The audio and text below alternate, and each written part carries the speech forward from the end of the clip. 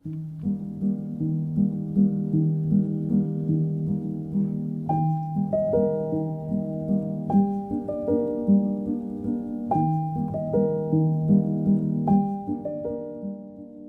Art Sanat Galerisi'nde yaz döneminde izleyiciyle buluşan Fahrenisa Zeyit sergisi aslında çok yönlü okunması gereken bir sergi. Gerek serginin küratörü Markus Graf gerekse arka planda yürütme kurulu olarak bizlerin birlikte hazırladığı sergi izleyicilere ve sanat dünyasına ve günümüzün sanat kavramlarına da referanslar vermekte. Bu yüzden öncelikli olarak bir üstü okuma yapmak istiyorum. Neden böyle bir solo sergi yapıldı burada? Tek bir eser üzerinden bir okumaya gidildi. Özellikle son zamanlarda yapay zeka teknolojilerinin sanatın pratikleri içerisinde de yer bulması, hatta dijitale doğru bir evrilmenin görülmesi, bütün bu dönüm noktalarında sanatta hep bir sorgulamaya sebep olmuştur. Fakat sanat tarihinin sadece Batı sanatında değil, Doğu'da da ya da dünyada da sanatın evrilmesine baktığımız zaman ya da nasıl hareket ettiğine baktığımızda sadece bunu eser ya da bir çıktı olarak gördüğümüzde evet klasist yönteme dayalı bir sonuç üzerinden konuşulabilir. Ancak geldiğimiz noktada sanatı okuma alanının daha bireye doğru indiğini, öznenin önem kazandığını, öznenin yaşam boyunca biriktirdiklerinin aslında o sanat eseri üzerinde bir sonuç olarak değerlendirilmesi gerektiğini sanat da, sanatın o organik yapısı da bize söylüyor. Bu bizim ya da benim söylediğim bir şey değil. Sanatın söylediği şey. Bu ne demek? Bu sanatçının aslında biyografisini iyi okumamız gerektiğini, o biyografinin sanat eserine nasıl yansıdığını, eserde geldiği noktalarda her dönemlerinde nelere evrildiğini görebiliyorsak eğer aslında karşımızda bir uygulanmış bir yapıt değil, karşımızda bir kişinin, bir öznenin tutumunu görmekteyiz. Aldığımız yapıtlar artık bir tutumdan ibarettir. Bu yüzden de tutumu iyi okumak gerekir diye düşünüyorum. Fahrenisa Zeyt'in bu girişten sonra Fahrenisa Zeyt'i okuyacak olursak eğer 1901 yılında Büyükada'da doğuyor. 1900'lü yıllar biliyorsunuz Osmanlı İmparatorluğu'nda meşrutiyet hareketlerinin olduğu, parlamenter sistemlerin denendiği, yenilikçi yönetim sistemlerinin hayata aktarılmaya çalışıldığı, hatta eğitim kurumlarında denenmeye başladığı, bunun ilk örneklerinin 1850'li yıllarda Tanzimat Fermanı'yla başladığını, 1880 kuşağında doğan kişilerin imparatorluğun bürokratik kadrolarında ne kadar önemli roller aldığını görmekteyiz. Dolayısıyla Fahrenisa Zeyt de böyle bir atmosferde dünyaya geliyor. Çünkü babasına baktığımız zaman 6 dil bilen, evde kütüphanelerinin olduğu, entelektüel bir sosyal çevrelerinin olduğu, evde entelektüel tartışmaların olduğu bir ortamda bir yalıdan bahsediyoruz. Bugün bile çok az kişinin böyle bir şansı yakalayabileceği bir ortamdan bahsediyoruz. Belki maddi anlamda yakalanması mümkün ama entelektüel anlamda böyle bir ortamın içerisine dünyaya gelmek gerçekten büyük bir şans olduğunu düşünüyorum. Fahrenisa Zeyt de bunu iyi değerlendirdiğini düşünüyorum. İnanç Sanayi Nefise Mektebi'nin ilk öğrencilerinden bir tanesi. Sanat okumak istiyor. Kardeşi Halikarnas balıkçısı diye bildiğimiz Cevat Şakir keza bir yazar, şair. Diğer taraftan Aliye Berger bir ressam, bir gravür sanatçısı. Yani aile sanata karşı büyük bir eğilimi var ki öyle bir ortamda bugün bile pek çok aile çocuklarının sanat eğitimi okuması konusunda tereddütlere düşebiliyor.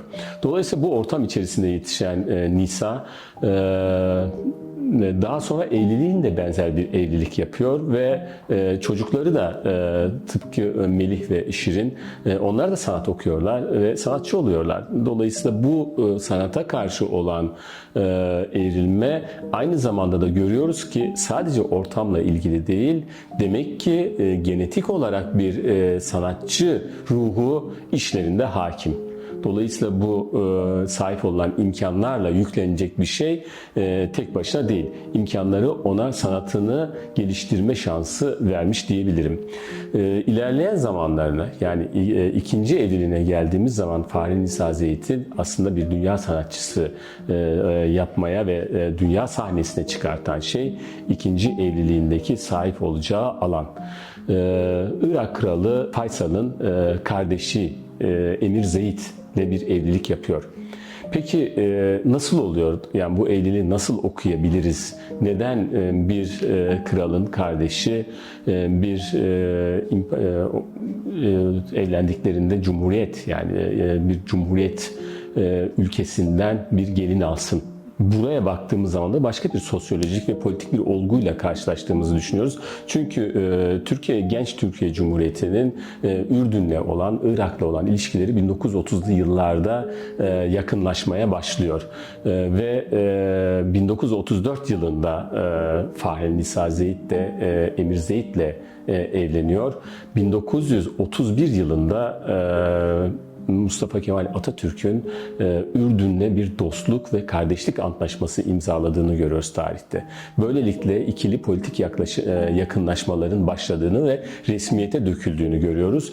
Dolayısıyla zaten mevcut yapı içerisinde Cumhuriyet'in ilan edilmesi ve emperyalizme karşı kazanılmış bir savaşın neticesinde kurulması ve modern bir ulus devlet olarak ortaya çıkması Doğu ülkelerinde ve Müslüman ülkelerde büyük bir etki yaratıyor ve büyük bir örnek almaya doğru gidiliyor.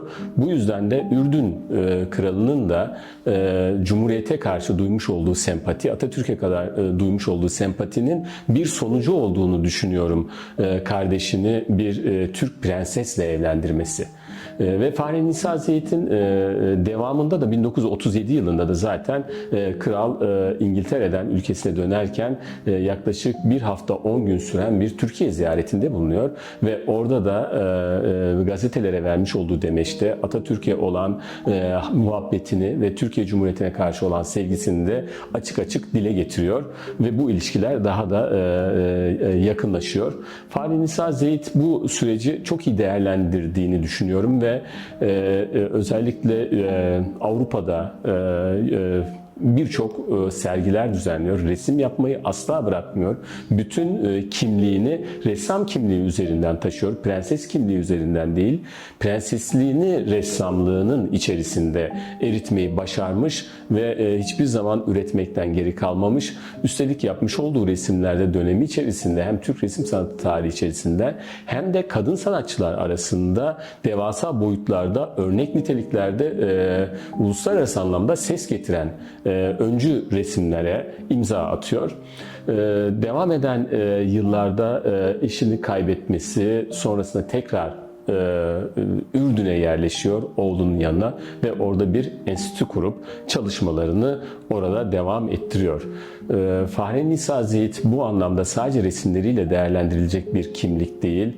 Hem Cumhuriyet tarihi içerisinde hem Osmanlı'nın son dönemi içerisinde imparatorluktan Cumhuriyete geçişte sonrasında da bir Türk sanatçının uluslararası bir kimliğe dönüşmesi açısından çok önemli bir biyografi olduğunu düşünüyorum. Bu anlamda okunmasının kıymetli olduğunu düşünüyorum. Serginin oluşturulmasında da solo bir sergi olması da onun tekilliğine de bir gönderme, aynı zamanda da biyografisinin öne çıkması açısından da önemli bir tutum olduğunu düşünüyorum.